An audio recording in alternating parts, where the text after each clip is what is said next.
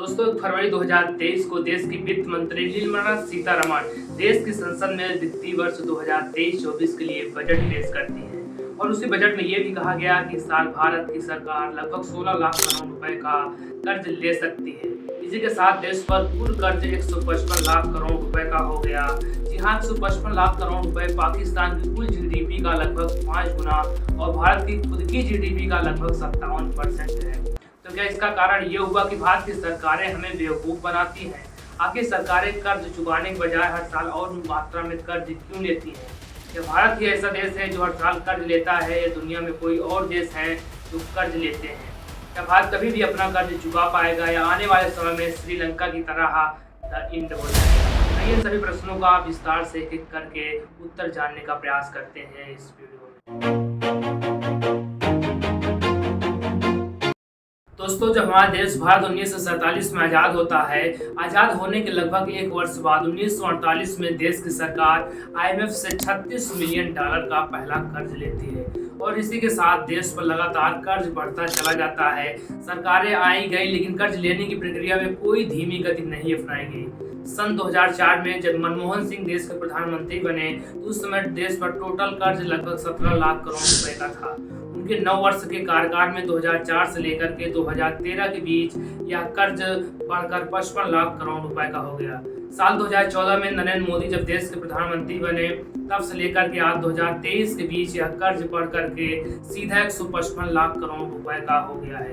अगर इसे हम कर्ज को प्रत्येक व्यक्ति पर अलग अलग बांटें, तो हर व्यक्ति के ऊपर भारत में लगभग 1 लाख रुपए से अधिक का कर्ज है।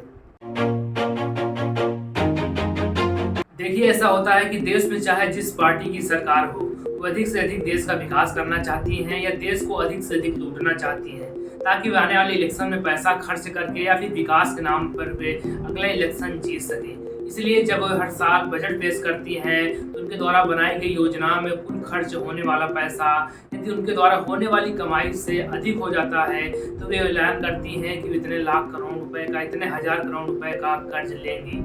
अब यह कर्ज देश के लिए फायदेमंद भी हो सकता है और देश को बर्बाद भी कर सकता है। इस पर निर्भर कर देता है कि वो पैसा खर्च कहाँ हो रहा है।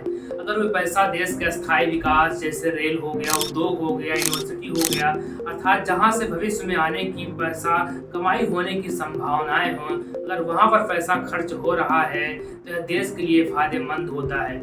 लेकिन यही पैसा जब जनता को फ्री में योजनाएं चलाने के लिए, चावल आटा गेहूं बांटने के लिए, फ्री योजना चलाने के लिए, पेंशन देने के लिए, सब्सिडी देने के लिए, लिए गए पिछले कर्ज को चुकाने के लिए यह पैसा खर्च किया जाता है, तो देश के लिए बहुत ही हानिकारक होता है और यह देश को बर्बाद कर सकता है। दोस्तों, भारत पर कर्ज 3 प्रकार का है। पहला है विदेशी कर्ज। विदेशी कर्ज वे है जो विदेश की बैंकें या अलग अलग संस्थाएं भारत को प्रदान करती हैं, जैसे IBRD हो गया, international bank reconstruction and development, INDB हो गया, न्यू डेवलपमेंट बैंक, ADB हो गया, Asian development bank, world bank, IMF, international monetary fund. दोस्तों, IMF और वर्ल्ड बैंक में यहाँ पर अंतर जान लीजिए। वर्ल्ड बैंक वह है जो किसी देश में विस्तार या विकास के लिए पैसा देता है और यह नीतियों के सुधार के लिए भी देता है, लेकिन IMF जो है, इंटरनेशनल मॉनेटरी फंड, यह केवल नीतियों में सुधार के लिए पैसा देता है। जब कोई देश अपनी अंतिम सांसें गिन रहा होता है, अर्थात जब पूरी तरह से बर्बाद होने के कगार पर होता है, तब IMF उस देश को लोन देती है। हमारे लिए और आपके लिए खुशखबरी यह है कि भारत पर IMF का 1 रुपये भी कर्ज नहीं है। वही वेनेजुएला ऐसा देश है जो IMF का सबसे पहला ऋण भोगी है, और वहीं हमारा देश पाकिस्तान IMF से कर्ज लेने के मामले में 4थे नंबर पर आता है। दूसरा कर्ज है हमारे देश पर जो है, वो है देसी कर्ज। देसी कर्ज अर्थात जो हमारे देश की बैंकें जैसे RBI हो गया, कारपोरेट कंपनियां हो गई, प्राइवेटाइजेशन करके, या फिर बीमा कंपनियां हो गई, या बॉन्ड निकाल करके सीधे जनता से जो सरकारें कर्ज लेती हैं, तो देसी कर्ज कहलाता है। तीसरा हो गया आपका, जब कोई देश किसी विकास या कार्य योजना के नाम पर पे हमारे देश में इन्वेस्टमेंट करता है, जैसे जापान, लगभग 88,000 करोड़ रुपए का जापान भारत में बुलेट ट्रेन चलाने के लिए भारत को 0.1% की ब्याज दर पर अगले 50 सालों के लिए कर्ज दिया है। दोस्तों, भारत पर टोटल विदेशी कर्ज लगभग 50 लाख करोड़ रुपए का है, बाकी सभी कर्ज देसी कर्ज है।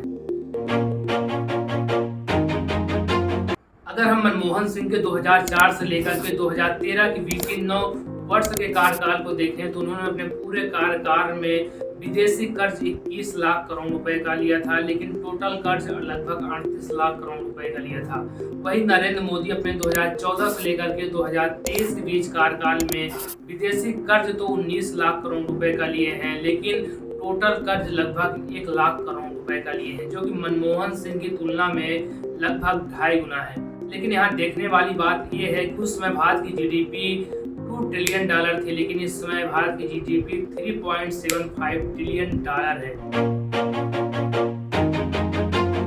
ये कर्ज लेने की कहानी केवल भारत की नहीं है, बल्कि दुनिया भर के महाशक्ति कहलाने वाले, सुपर पावर कहलाने वाले देश भी कर्ज लेने के मामले में पीछे नहीं है। दुनिया का सबसे बड़ा कर्ज जो लिया है वो है जापान। वो अपनी कुल जीडीपी का लगभग 257% कर्ज लिया है। वहीं दूसरे नंबर पर अमेरिका है, जो अपनी कुल जीडीपी का लगभग 133% कर्ज लिया है। तीसरे नंबर पर फ्रांस है, जो अपनी जीडीपी का लगभग 115%। वहीं ब्राजील अपने जीडीपी का 95% कर्ज लिया है। भारत अपने कुल जीडीपी का 57% कर्ज लिया है, जो कि कर्ज लेने के मामले में दुनिया भर में 23वें नंबर पर है। भारत के ऊपर जितना भी कर्ज है इस समय, उस सभी कर्जों पर भारत की सरकार हर साल उन्हें ब्याज देती है तथा किस्तों में अपने कर्ज को चुकाने का प्रयास करती है। 2023 में जब बजट पेश किया गया तो कहा गया कि जीडीपी का 20% केवल ब्याज को चुकाने और पिछले कर्ज को अदा करने में खर्च होंगे, जो कि अपने आप में एक बहुत बड़ी अमाउंट है। यदि हम भारत समेत दुनिया भर के तमाम देशों को देखें जिन्होंने कर्ज लिया है, तो कोई भी देश अपना पुराना कर्ज अदा नहीं कर रहा है, बल्कि हर साल नया कर्ज लेते हुए चला जा रहा है। ठीक उसी प्रकार से भारत अपना पुराना कर्ज चुकाने के बजाय हर साल नया कर्ज लेते हुए चला जा रहा है। अभी कुछ समय पहले मई के महीने में खबर आई थी कि अमेरिका बैंकक्रप्ट होने वाला है। जब इतना महाशक्तिशाली देश बैंकक्रप्ट हो सकता है, तो भारत भी एक न एक दिन बैंकक्रप्ट होने की स्थिति में आ सकता है।